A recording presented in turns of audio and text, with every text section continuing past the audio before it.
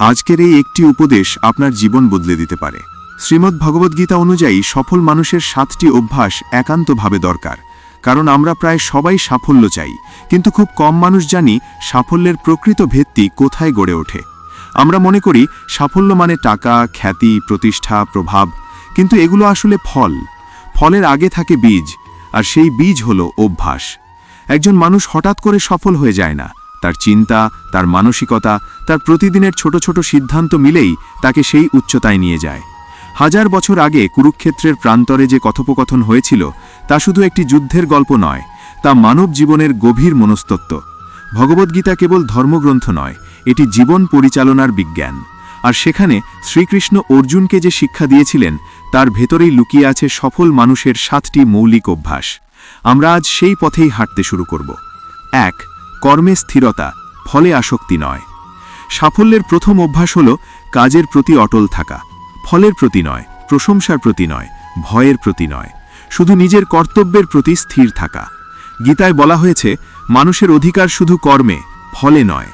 এই একটি বাক্য যদি হৃদয়ে স্থাপন করা যায়, জীবন বদলে যেতে বাধ্য। আজকের যুগে আমরা প্রায় সবাই ফলমুখী। আমরা কাজ শুরু করার আগেই ফল নিয়ে কল্পনা করি। ইউটিউব ভিডিও বানালে কত ভিউ আসবে, ব্যবসা করলে কত লাভ হবে, পরীক্ষায় কত নাম্বার পাব। কিন্তু এই অতিরিক্ত ফল চিন্তা আমাদের বর্তমান মুহূর্তের শক্তিকে নষ্ট করে দেয়। মন ছুটে যায় ভবিষ্যতের দিকে, আর বর্তমানের কাজ দুর্বল হয়ে পড়ে। সফল মানুষ কাজ শুরু করার আগে নিজেকে একটি প্রশ্ন করে, আমি কি আমার সর্বোচ্চ দিতে প্রস্তুত? সে ফলের হিসাব রাখে, কিন্তু ফলের দাস হয় না। সে জানে ফল অনেক কিছুর ওপর নির্ভর করে, সময়, পরিস্থিতি, অন্য মানুষের সিদ্ধান্ত, এমনকি অদৃশ্য নিয়তির ওপরও। কিন্তু তার নিয়ন্ত্রণে আছে তার প্রচেষ্টা। অর্জুন যুদ্ধ করতে ভয় পাচ্ছিলেন। তার মনে প্রশ্ন, সন্দেহ, আবেগ সব একসাথে। কিন্তু শ্রীকৃষ্ণ তাকে বোঝালেন, তুমি তোমার কর্তব্য থেকে পালাতে পারো না। যদি তুমি তোমার কর্তব্য এড়িয়ে যাও, তবে তোমার ভেতরের শক্তি ধীরে ধীরে ক্ষয় হয়ে যাবে। এটাই জীবনের ক্ষেত্রেও সত্য। একজন ছাত্র যদি পড়াশুনো ছেড়ে দেয় শুধু এই ভেবে যে হয়তো সে প্রথম হবে না, তবে সে নিজের শক্তিকে অপমান করছে। একজন সৃষ্টিশীল মানুষ যদি প্রথম সমালোচনায় ভেঙে পড়ে, তবে সে নিজের সম্ভাবনাকে অসম্মান করছে। সাফল্য তাদেরই কাছে আসে যারা দীর্ঘ সময় ধরে নিরবিচ্ছিন্নভাবে কাজ করে যায়। কিন্তু এখানে একটা গভীর প্রশ্ন আসে, ফলে আসক্তি ছাড়া কাজ করা কি আদৌ সম্ভব? আমরা তো মানুষ, আমাদের আশা থাকবে, স্বপ্ন থাকবে। হ্যাঁ থাকবে, কিন্তু পার্থক্য হলো আশা তোমাকে চালাবে নাকি তুমি আশাকে নিয়ন্ত্রণ করবে। যদি ফল না এলে তুমি ভেঙে পড়ো, তবে তুমি ফলের দাস। যদি ফল দেরিতে এলেও তুমি স্থির থাকো, তবে তুমি কর্মযোগী। এই মানসিকতা তৈরি হয় ধীরে ধীরে, প্রতিদিন একটু একটু করে। আজ তুমি হয়তো 10 মিনিট মনোযোগ দিয়ে কাজ করতে পারছো, কাল 15 মিনিট পারবে। এই ছোট উন্নতিগুলোই বড় পরিবর্তন আনে। সফল মানুষের প্রথম অভ্যাস তাই ধারাবাহিক কর্ম। সে জানে প্রতিদিনের ছোট প্রচেষ্টা মিলেই পাহাড় তৈরি করে। এখন প্রশ্ন হলো, শুধু কাজ করলেই কি সাফল্য আসে? না, কারণ কাজের সাথে দরকার মানসিক ভারসাম্য। যদি মন অস্থির হয়, তবে কর্মও অস্থির হবে। আর তাই আমরা ধীরে ধীরে এগিয়ে যাচ্ছি দ্বিতীয় অভ্যাসের দিকে, যা কর্মকে শক্ত ভিত্তি দেয়। কিন্তু তার আগে একটা বিষয় গভীরভাবে বুঝতে হবে। কর্মে স্থিরতা মানে অন্ধভাবে কাজ করা নয়, এটি সচেতন কর্ম। নিজের উদ্দেশ্য স্পষ্ট রেখে কাজ করা। ধরো তুমি একটি আধ্যাত্মিক চ্যানেল চালাচ্ছ। যদি তুমি শুধু ভিউয়ের জন্য ভিডিও বানাও, তবে কিছুদিন পর ক্লান্ত হয়ে যাবে। কিন্তু যদি তোমার উদ্দেশ্য হয় মানুষের জীবনে আলো পৌঁছে দেওয়া, তবে তুমি দীর্ঘদিন টিকে থাকবে, কারণ তখন তোমার কাজের মধ্যে অর্থ থাকবে। সফল মানুষ তার কাজের অর্থ খুঁজে পায়। সে জানে কেন সে কাজ করছে।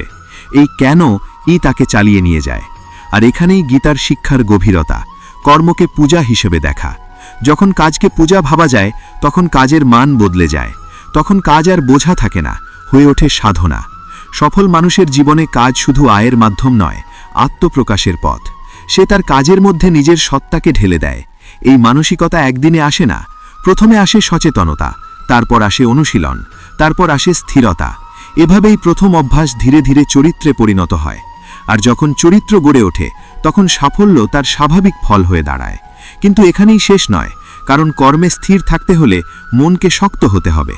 সন্দেহ, ভয়, তুলনা এগুলো মনকে দুর্বল করে দেয়। 2. মানসিক সমতা, সুখে উচ্ছ্বসিত নয়, দুঃখে ভেঙে পড়ে না। কর্মে স্থির থাকতে হলে প্রথম যে শক্তিটি দরকার তা হলো মানসিক সমতা। কারণ জীবন কখনো সরল রেখায় চলে না, কখনো প্রশংসা আসে, কখনো সমালোচনা, কখনো সাফল্য, কখনো ব্যর্থতা, কখনো লাভ, কখনো ক্ষতি। যে মানুষ প্রতিটি ঘটনার সাথে আবেগের চরম ওঠানামায় ভেসে যায়, সে দীর্ঘমেয়াদে স্থির থাকতে পারে না। আজ সে আনন্দে আকাশে উড়বে, কাল হতাশায় মাটিতে পড়ে যাবে। এই ওঠানামাই তাকে দুর্বল করে দেয়। ভগবদ্গীতায় বলা হয়েছে, সুখ দুঃখ, লাভ ক্ষতি, জয় পরাজয় সব কিছুকে সমভাবে গ্রহণ করো। এই শিক্ষা কোনো অনুভূতিহীনতা শেখায় না, বরং শেখায় স্থিরতা। মানসিক সমতা মানে আবেগহীন হওয়া নয়, মানসিক সমতা মানে আবেগের দাস না হওয়া। ভাবো, তুমি একটি ভিডিও বানালে, হঠাৎ সেটি ভাইরাল হলো, হাজার হাজার মানুষ প্রশংসা করছে। যদি তুমি এই প্রশংসায় নিজেকে হারিয়ে ফেলো, তবে পরের ভিডিওতে যখন একই সাড়া পাবে না, তখন তুমি হতাশ হবে। আবার উল্টোটা ভাবো, কোনো ভিডিওতে সমালোচনা এলো, যদি তুমি সেই সমালোচনায় ভেঙে পড়ো, তবে তুমি নিজের শক্তিকে প্রশ্ন করতে শুরু করবে। সফল মানুষ জানে, বাহ্যিক প্রতিক্রিয়া সাময়িক, স্থায়ী হলো তার চরিত্র। শ্রীকৃষ্ণ অর্জুনকে বলেছিলেন, জয় ও পরাজয় সমান জেনে যুদ্ধ করো, কারণ ফলের ওঠানামা তোমার অন্তরের স্থিরতাকে নাড়া দিতে পারবে না। এই শিক্ষা আধুনিক জীবনে আরও প্রাসঙ্গিক। সোশ্যাল মিডিয়ার যুগে আমরা প্রতিদিন তুলনার আগুনে জ্বলি।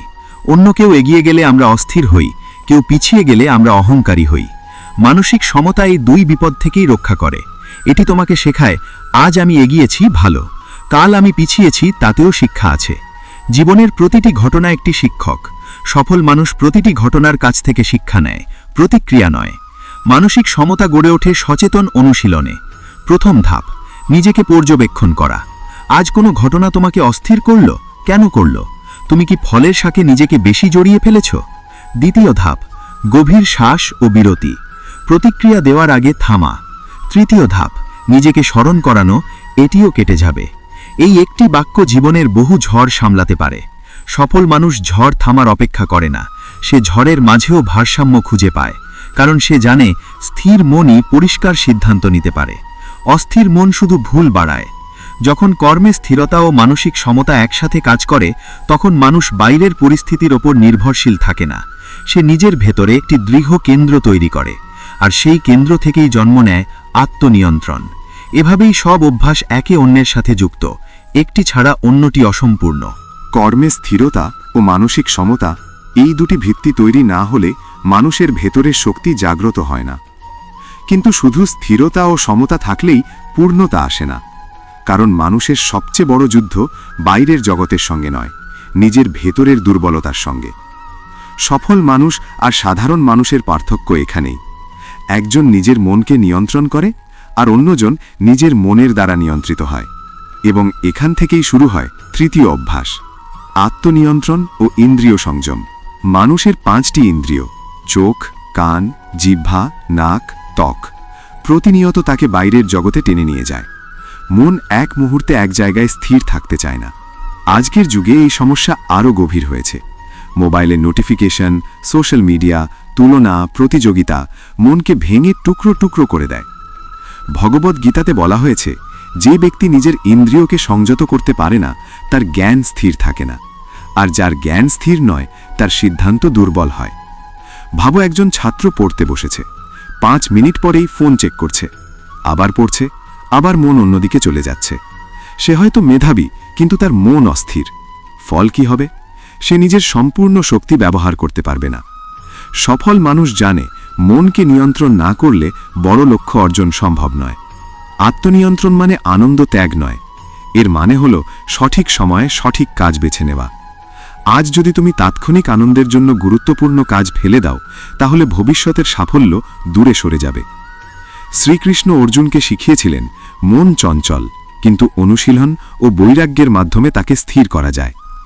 অনুশীলন মানে নিয়মিত চর্চা, বৈরাগ্য মানে অপ্রয়োজনীয় আকর্ষণ থেকে দূরে থাকা। যে ব্যক্তি প্রতিদিন নিজের মনকে সামান্য একটু নিয়ন্ত্রণ করতে শেখে, সে ধীরে ধীরে নিজের চরিত্রকে শক্ত করে তোলে।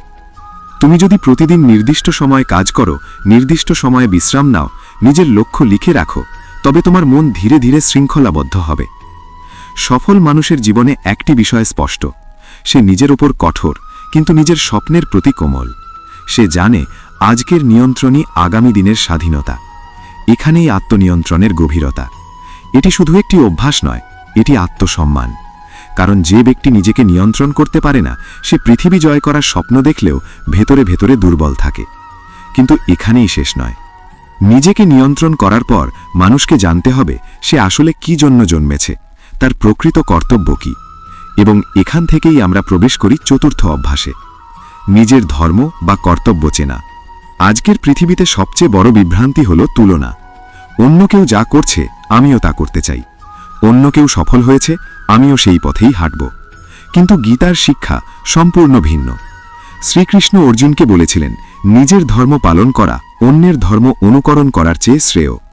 এখানে ধর্ম মানে শুধু ধর্মীয় আচার নয়, এখানে ধর্ম মানে নিজের প্রকৃতি, নিজের দায়িত্ব, নিজের স্বভাবগত শক্তি। সব মানুষ এক নয়, কেউ শিক্ষক হিসেবে জন্মায়, কেউ নেতা হিসেবে, কেউ শিল্পী, কেউ সাধক। যখন তুমি নিজের প্রকৃতি চিনতে পারো না তখন অন্যের জীবনের সাথে নিজেকে তুলনা করতে করতে ক্লান্ত হয়ে পড়ো। সফল মানুষ নিজের পথ নিজে খুঁজে নেয়। সে জানে তার শক্তি কোথায়, দুর্বলতা কোথায়। সে নিজের স্বভাব অনুযায়ী কাজ বেছে নেয়। অর্জুন যোদ্ধা ছিলেন। যদি তিনি যুদ্ধক্ষেত্র ছেড়ে সন্ন্যাস নিতেন তবে তা তার প্রকৃত ধর্ম হতো না। ঠিক তেমনি তুমি যদি শুধু অন্যকে দেখে নিজের জীবন বদলাও তবে তা দীর্ঘস্থায়ী হবে না। নিজের কর্তব্য চিনতে হলে দরকার আত্মজিজ্ঞাসা। নিজেকে প্রশ্ন করা, আমি কোন কাজ করলে সময়ের হিসাব ভুলে যাই, কোন কাজ করলে ভেতর থেকে তৃপ্তি আসে, কোন কাজ আমাকে শক্তিশালী করে তোলে। এই প্রশ্নগুলোর উত্তরই তোমার পথ দেখাবে। সফল মানুষ জানে সঠিক পথে হাঁটলে গতি ধীর হলেও স্থায়ী হয়, ভুল পথে দৌড়ালে গতি দ্রুত হলেও ভেঙে পড়া নিশ্চিত। নিজের কর্তব্য চিনে নেওয়া মানে নিজের জীবনকে অর্থপূর্ণ করা।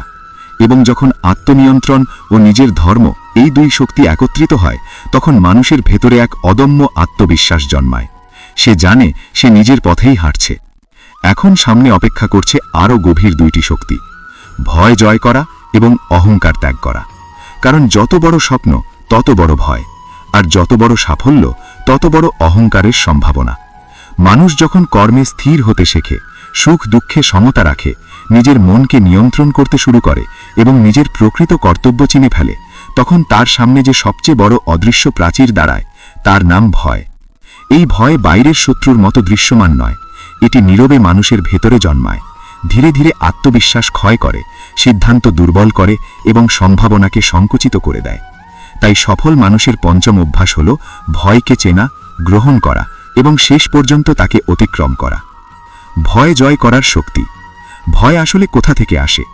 অধিকাংশ সময় ভয় জন্মায় ভবিষ্যতের কল্পনা থেকে।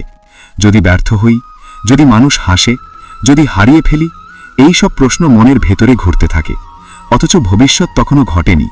ভগবদ্গীতা আমাদের শেখায় ভয় আসে আসক্তি ও অজ্ঞতা থেকে। যখন আমরা কোনো ফলের সঙ্গে নিজের পরিচয় বেঁধে ফেলি তখন সেই ফল হারানোর আশঙ্কাই ভয় হয়ে দাঁড়ায়। আর যখন আমরা নিজেদের প্রকৃত শক্তি, আত্মার অক্ষয় স্বরূপ ভুলে যাই তখন অজ্ঞতার অন্ধকার ভয়কে আরও ঘনীভূত করে।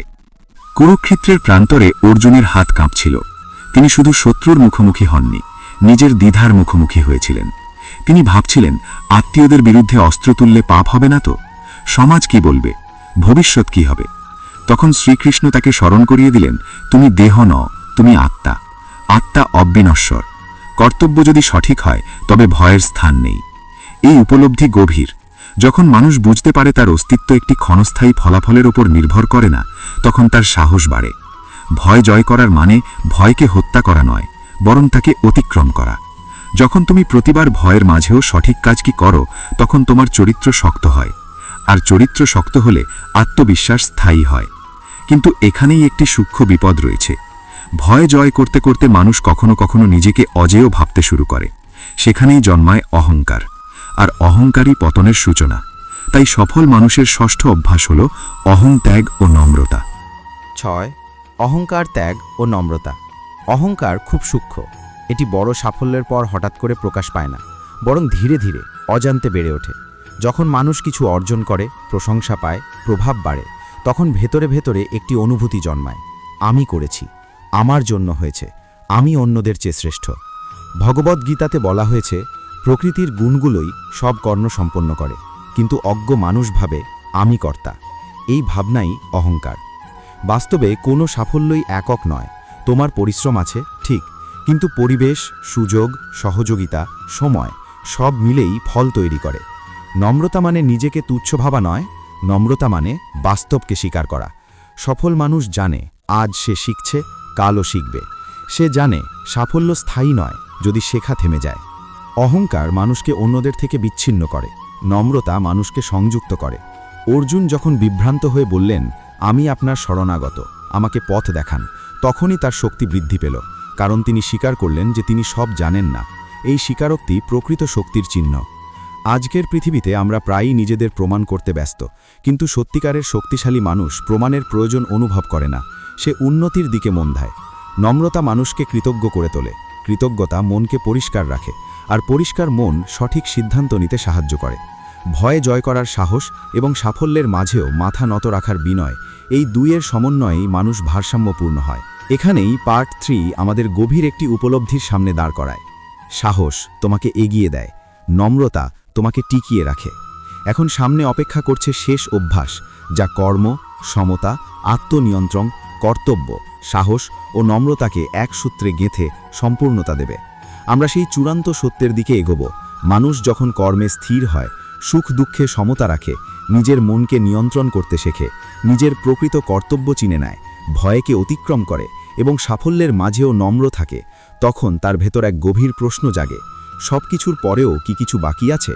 হ্যাঁ, আছে, কারণ মানুষের শক্তি সীমিত, কিন্তু জীবনের ক্ষেত্র অসীম। সব হিসেব, সব পরিকল্পনা, সব পরিশ্রমের পরেও এমন মুহূর্ত আসে যখন মানুষ বুঝতে পারে যে সব কিছু তার নিয়ন্ত্রণে নয়, আর সেই উপলব্ধি তাকে নিয়ে যায় সপ্তম ও চূড়ান্ত অভ্যাসের দিকে। 7. সম্পূর্ণ সমর্পণ ও ঈশ্বর বিশ্বাস। ভগবদ্গীতার অন্যতম গভীর শিক্ষা হল সর্বধর্মান পরিত্যাজ্যা মাং একম শরণাং ব্রজা, অর্থাৎ সমস্ত বিভ্রান্তি ছেড়ে একাগ্রচিত্তে ঈশ্বরের শরণ নাও। এখানে সমর্পণ মানে হাল ছেড়ে দেওয়া নয়, সমর্পণ মানে নিজের সর্বোচ্চ প্রচেষ্টা দেওয়ার পর ফলকে উচ্চতর শক্তির হাতে ছেড়ে দেওয়া। সমর্পণ মানে আমি আমার কর্তব্য করব, কিন্তু ফল নিয়ে অস্থির হব না। সমর্পণ মানে আমি চেষ্টা করব, কিন্তু অহংকার করব না। সমর্পণ মানে আমি সাহসী হব, কিন্তু নিজেকে সর্বশক্তিমান ভাবব না। কুরুক্ষেত্রে অর্জুন যখন সম্পূর্ণভাবে শ্রীকৃষ্ণের উপর আস্থা রাখলেন, তখনই তার বিভ্রান্তি কেটে গেল। তিনি একই মানুষ ছিলেন, একই যুদ্ধক্ষেত্র ছিল, কিন্তু দৃষ্টিভঙ্গি বদলে গিয়েছিল। সফল মানুষের জীবনেও এই মুহূর্ত আসে, সে বুঝতে পারে, আমি চেষ্টা করেছি, আমি শিখেছি, আমি নিজেকে গড়েছি, এখন ফল যা হবে তা গ্রহণ করব। এই মানসিকতা গভীর শান্তি দেয়, কারণ উদ্বেগের বড় অংশ আসে নিয়ন্ত্রণের ভ্রম থেকে। আমরা ভাবি সবকিছু আমাদের হাতে, কিন্তু বাস্তবতা হলো আমরা শুধু প্রচেষ্টার মালিক, ফলের নয়। সমর্পণ মানুষকে দুর্বল করে না, বরং তাকে স্থিতিশীল করে। যখন তুমি জানো তুমি সঠিক পথে আছো এবং তোমার প্রচেষ্টা আন্তরিক, তখন ফল নিয়ে অস্থির হওয়ার প্রয়োজন নেই। এই বিশ্বাসই মানসিক শক্তির চূড়ান্ত রূপ। এখন যদি আমরা পুরো যাত্রার দিকে ফিরে তাকাই, কর্মে স্থিরতা তোমাকে পথ দেখিয়েছে, মানসিক সমতা তোমাকে ভারসাম্য দিয়েছে, আত্মনিয়ন্ত্রণ তোমাকে শক্ত করেছে, নিজের কর্তব্য চেনা তোমাকে দিশা দিয়েছে, ভয় জয় করার সাহস তোমাকে এগিয়ে নিয়েছে, নম্রতা তোমাকে স্থায়িত্ব দিয়েছে, আর সমর্পণ তোমাকে শান্তি দিয়েছে। এই 7টি অভ্যাস একত্রে একটি পূর্ণ মানুষ তৈরি করে। সাফল্য তখন শুধু অর্থ বা খ্যাতি নয়, সাফল্য তখন এক অন্তরের পরিপূর্ণতা। তুমি বাইরে জয়ী হতে পারো, কিন্তু ভেতরে অশান্ত, সেটা প্রকৃত সাফল্য নয়। তুমি হয়তো এখনো বড় কিছু পাওনি, কিন্তু ভেতরে শান্ত, সেটাই প্রকৃত অগ্রগতি। গীতার শিক্ষা আধুনিক জীবনেও প্রাসঙ্গিক, কারণ মানুষের মন আজও একই রকম। ভয় আছে, আকাঙ্ক্ষা আছে, তুলনা আছে, বিভ্রান্তি আছে, আর তার সমাধানও একই: সচেতন কর্ম, স্থির মন এবং গভীর বিশ্বাস। শেষে শুধু একটি কথা, সাফল্যতা কোনো একদিনের ঘটনা নয়, এটি প্রতিদিনের অনুশীলন, প্রতিদিনের ছোট সিদ্ধান্ত, প্রতিদিনের আত্মসমালোচনা। আজ যদি তুমি এই 7টি অভ্যাসের মধ্যে একটি নিয়েও শুরু করো, তাহলেও পরিবর্তন শুরু হবে, হয়তো ধীরে, হয়তো নীরবে, কিন্তু নিশ্চিতভাবে। কারণ 1000 বছর আগে যুদ্ধক্ষেত্রে উচ্চারিত সেই জ্ঞান আজও মানুষের হৃদয়ে আলো জ্বালায়। এবং যদি তুমি সত্যিই মন দিয়ে গ্রহণ করো, তাহলে এই শিক্ষাগুলো শুধু শোনা থাকবে না, তোমার চরিত্রে রূপ নেবে। আর সেদিনই তুমি বুঝবে, সাফল্য বাইরে পাওয়ার আগে ভেতরে জন্মায়। ফায়ার। বন্ধুরা, আজ আমরা শুধুমাত্র কিছু অভ্যাস নিয়ে কথা বলিনি, আমরা কথা বলেছি নিজের ভেতরের শক্তিকে জাগিয়ে তোলার উপায় নিয়ে। জীবন বদলে যায় হঠাৎ করে নয়, বদলে যায় প্রতিদিনের ছোট সিদ্ধান্তে, বদলে যায় যখন আপনি নিজের চিন্তাকে নিয়ন্ত্রণ করতে শেখেন, বদলে যায় যখন আপনি মানসিক সমতা বজায় রাখতে পারেন, বদলে যায় যখন আপনি অভিযোগ ছেড়ে দায়িত্ব নিতে শুরু করেন। মনে রাখবেন, সফল মানুষ জন্মায় না, তৈরি হয়, আর সেই তৈরির প্রক্রিয়া শুরু হয় একটি সিদ্ধান্ত থেকে। হয়তো আজকের এই ভিডিওটাই সেই সিদ্ধান্তের শুরু। আজ রাতে ঘুমানোর আগে নিজেকে একটা প্রশ্ন করবেন, আমি কি আগের মতোই থাকব, নাকি আজ থেকেই নতুন আমি হয়ে উঠব? আপনি যদি সত্যিই পরিবর্তন চান, তাহলে আজ থেকেই একটি অভ্যাস শুরু করুন। একটি ছোট পরিবর্তন, একটি ছোট শপথ। কারণ আগামী 1 বছর পরের আপনার জীবন নির্ভর করছে আজকের আপনার সিদ্ধান্তের ওপর। ভিডিওটি যদি আপনার ভেতরে একটুও আগুন জ্বালিয়ে থাকে, তাহলে কমেন্টে লিখুন, আমি পরিবর্তনের জন্য প্রস্তুত। লাইক করুন, শেয়ার করুন, আর এই যাত্রায় আমাদের সাথে থাকুন। কারণ এই চ্যানেলে আমরা শুধু গল্প বলি না, আমরা মানুষকে বদলাতে সাহায্য করি। পরবর্তী ভিডিওতে আবার দেখা হবে আরও এক শক্তিশালী উপদেশ নিয়ে। ততক্ষণ পর্যন্ত নিজেকে গড়ুন, মনকে শক্ত করুন, আর কখনো হাল ছাড়বেন না।